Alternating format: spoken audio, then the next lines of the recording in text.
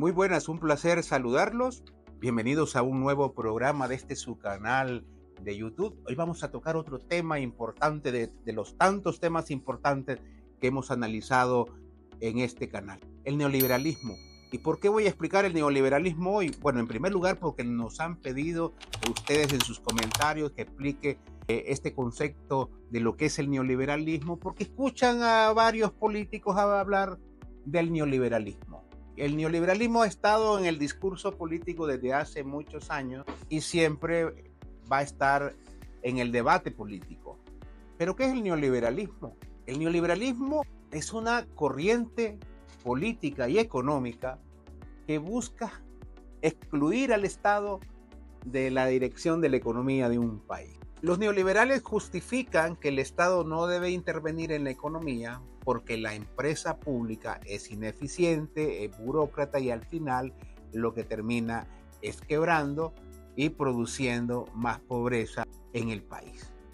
Pero no dicen que cuando estas empresas públicas se convierten en privadas, es lo que produce desempleo, lo que produce son bajos salarios, lo que produce es un desamparo a la clase trabajadora y al resto de la población. En los años 80, Ronald Reagan, el presidente de los Estados Unidos, la primer ministra Margaret Thatcher en Inglaterra, entraron con mucha fuerza con el neoliberalismo. Y aquí en Latinoamérica, también gobiernos como el de Carlos Menem en Argentina, gobiernos como el de Honduras con Rafael Leonardo Callejas, entraron en ese proceso neoliberal y empezaron a privatizar todas las empresas públicas.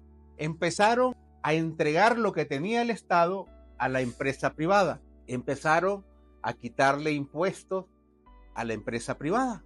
Y lo que pasó fue que empobrecieron más y más a las poblaciones de estos países. Es obvio que los sectores económicos, o mejor dicho, un pequeño sector de la economía, se fortaleció a niveles inimaginables en este país. De ahí surgieron los grupos de poder que ya hemos explicado en otros programas, pero la pobreza se profundizó.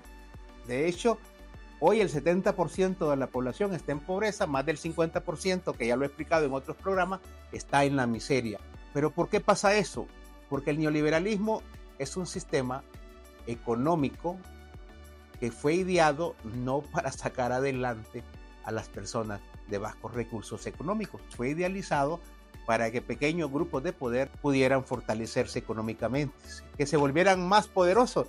Milton Friedman establecía como ejemplo que el neoliberalismo era como cuando se llena una copa. La copa, una vez que se llena, rebalsa. Y cuando rebalsa, cubre a todos los sectores de la sociedad. Según Milton Friedman, una vez que este sector de empresarios se volvían muy ricos, que le iba muy bien en sus empresas, pues después venía el derrame de desarrollo al resto de los sectores de la sociedad. El problema es que la copa nunca se llenó, y si se llenaba, venían y hacían la copa más grande, por lo que solamente produjo riqueza para un pequeño grupo de empresarios y produjo pobreza a la mayoría de la ciudadanía. Entonces, el neoliberalismo es una absorción casi total de toda la riqueza de un país. De todo lo que produce el país va a unas pocas manos. Y lógicamente la distribución de la riqueza no es equitativa, no es igualitaria. Las grandes mayorías se empobrecen y las minorías se vuelven mucho más ricas. De eso se ha tratado el neoliberalismo en Honduras. Cuando ustedes escuchan, por ejemplo, que en el gobierno del expresidente Rafael Leonardo Callejas se vendieron muchas empresas del país a los empresarios, pues eso es neoliberalismo. El Estado se hace más pequeño y las reglas de la oferta y la demanda y las reglas del libre mercado son las que florecen en estos países. Lo cierto es que los países que implementaron este régimen económico se volvieron más pobres. Pero eso sí, según estadísticas, tienen a las personas más ricas de la región. En Argentina, Carlos Menem volvió pobre a un país que había sido en los años 20 y 30, como fue Argentina, la octava economía del mundo. Y hoy, muchos años después, pues llega también un nuevo presidente, Javier Milei, que dice que va a sacar a la Argentina de la pobreza, pero lo que hace es lo mismo que hizo Carlos Menem en su momento, vender las empresas públicas, fortalecer a un grupo de empresarios sobre el sacrificio de millones y millones de argentinos. Es lo mismo que pasa con gobiernos tradicionalistas como el Partido Liberal o el Partido Nacional, más dentro del Partido Nacional aquí en Honduras, que buscan que toda la riqueza que produce el Estado vaya a parar a pocas manos. Con esto no queremos decir que estamos en contra de la empresa privada, lo que queremos decir es que hay empresas públicas que no pueden desaparecer. Miren aquí, por ejemplo, en esa época donde no imperaba el neoliberalismo, surgió Banadesa que se convirtió en un pilar fundamental para financiar a pequeños y a medianos productores. La quebraron.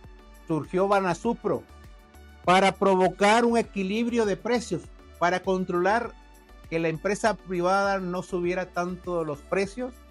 Pues también quebraron Banasupro. A Hondutel la quebraron, le quitaron financiamiento, a Hondutel la ocuparon para tráfico gris, a Hondutel la ocuparon para un montón de cosas.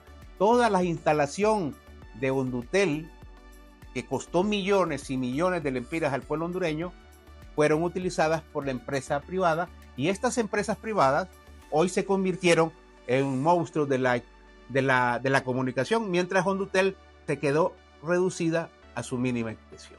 El neoliberalismo busca privatizar las empresas públicas para que estas empresas públicas vayan a parar a un pequeño grupo de personas. Por eso es que en los últimos años, con los gobiernos tradicionalistas que hemos tenido, especialmente del Partido Nacional, vamos viendo cómo ellos iban debilitando a las empresas públicas. Se debilitaron las instituciones educativas, se debilitaron a las instituciones de salud. ¿Para qué? Para que floreciera la educación privada, para que floreciera la salud privada. Ustedes recuerdan, por ejemplo, en los 80 con el Instituto Nacional de la Vivienda, INVA. A través del INVA se financiaron, una gran cantidad de viviendas a bajo costo. Muchas personas de clase media o de bajos recursos económicos pudieron adquirir una vivienda. Hoy todavía en pleno siglo XXI, hoy la población está a merced de las constructoras privadas. Hoy en pleno siglo XXI, el ciudadano que necesite una vivienda tiene que pagar precios exorbitantes porque la empresa privada controla ese rubro. Lo peor que nos ha pasado es que muchos de esos servicios que presta la empresa pública son parte de los derechos humanos de cada ciudadano. Es parte inherente del ser humano tener derecho a la vivienda, derecho a la salud, a la educación. Pero si se permite que la empresa privada controle todo esto, va a llegar un momento en que si no tiene muchos recursos, pues no va a tener una vivienda. Si no tiene recursos, no va a poder comprar productos a precios bajos como lo compra en Banasupro. Si no tiene usted los requisitos que le pide la banca privada, pues no va a ser objeto de un préstamo, y así sucesivamente. A medida que las empresas públicas van desapareciendo, quedamos a merced de empresarios inescrupulosos. Así que eso es el neoliberalismo, la copa que nunca terminó de llenarse, la copa que nunca rebalsó, la copa que se hizo más grande y que nunca trajo bienestar a las grandes mayorías. Es tiempo que entendamos que esto no puede volver a pasar en el país, que si bien es cierto hay que apoyar a la empresa privada, que si bien es cierto hay que apoyar a ese emprendedor, pero también no es menos cierto que el Estado es el responsable del bienestar de las grandes mayorías. A veces solo ocupan al Estado cuando hay enormes problemas económicos. ¿Recuerdan ustedes la crisis del 2008 en Estados Unidos? Ahí sí se volvieron a acordar del Estado. El gobierno tuvo que rescatar a los bancos con dinero de los impuestos de los estadounidenses. Se rescataron a los bancos. Cada vez que hay un problema económico de grandes proporciones, ahí sí el Estado debe de intervenir. Así que, compañeros, eso es el neoliberalismo. No tiene que volver. Necesitamos un Estado más interesado en el bienestar de las mayorías. Un estado de bienestar como los países nórdicos, donde el Estado, si bien apoya a la empresa privada, pero también el Estado tiene una parte importante dentro del desarrollo, dentro del bienestar de esa sociedad. Recuerden suscribirse, denle like a los videos y también, lo más importante, compartan este tipo de temas porque son de bastante interés para todos nosotros.